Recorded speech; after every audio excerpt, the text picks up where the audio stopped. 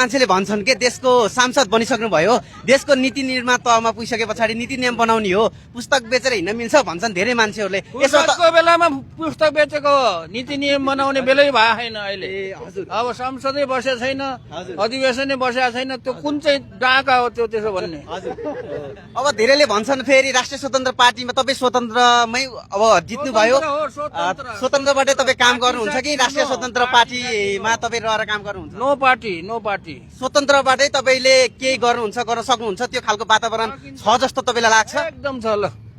तपाईँले धेरै भारी मतले अहिले जित्नुभयो म्याग्दीबाट, उहाँ जनताहरूलाई तपाईँले अब विकास गर्छु है भन्ने खालको आश्वासन तपाईँले यहाँबाट दिनुहोस् न, कसरी दिनुहुन्छ? दिएकै छैन, कसैलाई नै आश्वासन दिएको छैन। जतातर मैले त्यत्रो चाहिँ 42वटा के अरे वडा डुले, कसैलाई पनि एउटा सिन्का पनि बनाइदिन्छु भने होइन।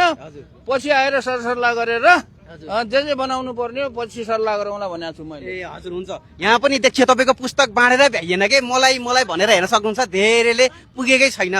अब हामीले पुस्तक पढ्न चाहेछन् तर कसरी त्यो हामीले किन्ने होला भने तपाईँले त्यो कहाँ किन्न पाइन्छ? भोलि आउँछ। तपाईँ पोखरामा कति दिन बसाइछ त सर तपाईँको? अब हेरौँ उताबाट कति कहिले बोलाउँछ त्यति बेला जाने। हुन्छ हुन्छ।